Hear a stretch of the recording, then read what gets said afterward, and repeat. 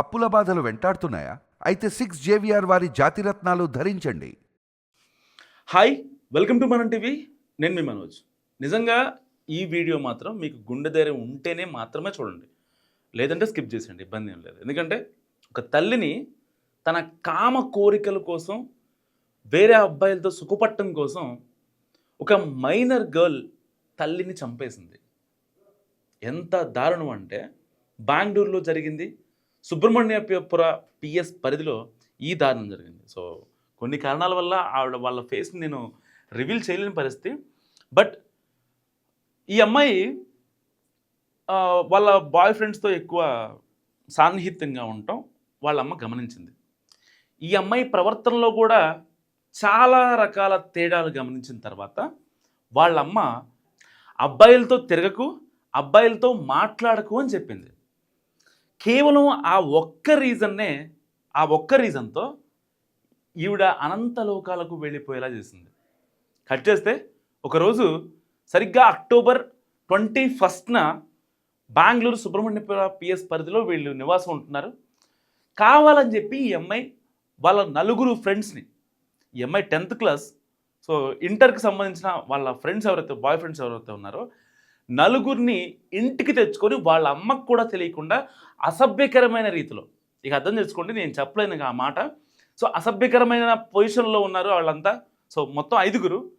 So ఉన్న తర్వాత కొన్ని శబ్దాలు రావడంతో రూమ్లో నుంచి వాళ్ళమ్మ ఒక్కసారిగా బయటికి వచ్చి ఏం చేస్తున్నావు ఏంటని చెప్పి డోరు కొట్టి తీసిన తర్వాత తప్పు కదా నువ్వు చేస్తుందని చెప్తే ఆ మాటకి ఆవిడ్ని ఎవరైతే వాళ్ళ మమ్మీ ఉందో వాళ్ళ మమ్మీని లోపల లాగి ఆ నలుగురు కుర్రాళ్ళ సాయంతో ఆవిడ నోట్లో చున్నీ కుక్కి వెంటనే ఊరేసేసి ఫ్యాన్కి హ్యాంగ్ చేశారు.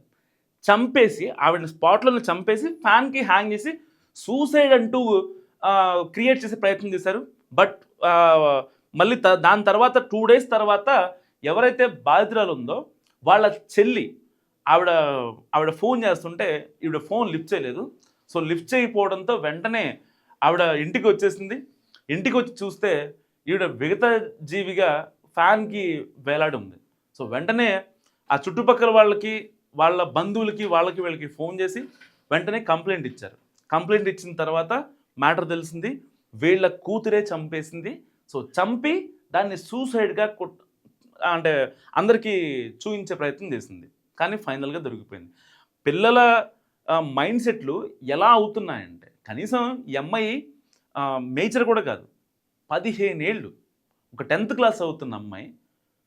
అసలు అలాంటి అమ్మాయికి తల్లిని చంపేద్దాం, తల్లికి ఇక్కడ ఇంకో ట్విస్ట్ ఏంటి చెప్పిన, కావాలనే వాళ్ళంటికి తెచ్చుకుంది వాళ్ళని. వాళ్ళ అమ్మకి కోపం తెప్పించాలనే, వాళ్ళ అమ్మతో మాటలు పడి వాళ్ళ అమ్మని కడతీర్చాలని చెప్పి మొత్తం మైండ్లో స్కెచ్ గీసుకొని రెడీ అయిపోయింది ఈ అమ్మాయి. మరి ఈ రోజుల్లో స్కూల్కి వెళ్ళి పిల్లలు ఏం నేర్చుకుంటున్నారు అనేది నిజంగా ప్రశ్నార్థకరంగా మారింది ఒక రకంగా. అంటే స్కూల్కి ఎందుకు వెళ్తాం, మన లైఫ్ బాగుండాలని, కొన్ని ప్రాబ్లమ్స్ని ఎలా ఓవర్కమ్ చేయాలనే ఒక ఇదితో మనిషిని మనిషిలాగా రూపుదిద్దడానికి మాత్రమే స్కూల్స్. కానీ వీళ్ళ అమ్మని చంపేందుకు కూడా వెనకాడలేదు అంటే నిజంగా స్కూల్లో జరుగుతున్న తీరు కూడా మనం మాట్లాడుకోవాల్సిన పరిస్థితి ఉంది. ఎందుకంటే కేవలం తల్లిదండ్రులు ఎంత మట్టుకు స్కూళ్ళ విషయంలో మంచి స్పోర్ట్స్ కిట్స్ కావచ్చు, లేకపోతే బిల్డింగ్ పెద్దగా ఉందా, ఒక రకంగా సింపుల్గా చెప్పాలంటే హైఫైగా ఉందని మాత్రమే చూస్తారు తప్ప మన పిల్లలు ఎలాంటి బుద్ధులు నేర్చుకుంటారు, సో ఎలా నేర్చుకుంటున్నారు, వేరే వాళ్ళతో ఎలా మాట్లాడుతున్నారు, ఇలాంటి ఏమన్నా థింగ్స్ నేర్చుకుంటున్నారా అనేది మాత్రం ఇప్పటికీ కాదు ఎప్పటికీ ఈ రోజుల్లో పేరెంట్స్కి అర్థం కాదు. ఎందుకంటే ఒక స్కూల్లో అది హైఫై స్కూల్, ఇంటర్నేషనల్ స్కూల్ అయి ఉండాలి. సో వాళ్ళకి అవి ఉన్నాయి, వీళ్ళకి ఇవి ఉన్నాయి, మన పిల్లలకి ఇది లేదు అని వాళ్ళు పిల్లలు ఇబ్బంది పడటం, స్కూల్లో పిల్లలు వచ్చి ఇంట్లో చెప్పిన తర్వాత తల్లిదండ్రులు వాళ్ళకి అవి కొనిచ్చేలాగా వీళ్ళు నానా ఇబ్బందులు పడి వీళ్ళు వాళ్ళకి కొనిచ్చడం, ఇదే జరుగుతుంది తప్ప వాళ్ళకు ఒక నాణ్యమైన విద్య, ఆ చదువుతో పాటు సంస్కారం అనేది ఇక్కడ అసలు ఏ కోచ్ అన్నా కూడా 1% కూడా కనిపించట్లేదు. సో ఏదేమైనప్పటికీ ఇవాళ రేపు పిల్లల్లో ఈ నేర ప్రవృత్తి అనేది చాలా పెరిగిపోతుంది. సో డెసిషన్ మేకింగ్, నేను ఇండిపెండెంట్గా నేను ఉంటా, నా డెసిషన్ నేను తీసుకుంటా అనే ఇదితో చాలా దారుణాలు చేస్తున్నారు, కేవలం మైనర్లు మాత్రమే. సో ఈ అమ్మాయి చేసిన ఈ పాడు పని గురించి మీరేమనుకుంటారో మస్తు కామెంట్ చేయండి. చూస్తూనే ఉండండి మనం టీవీ.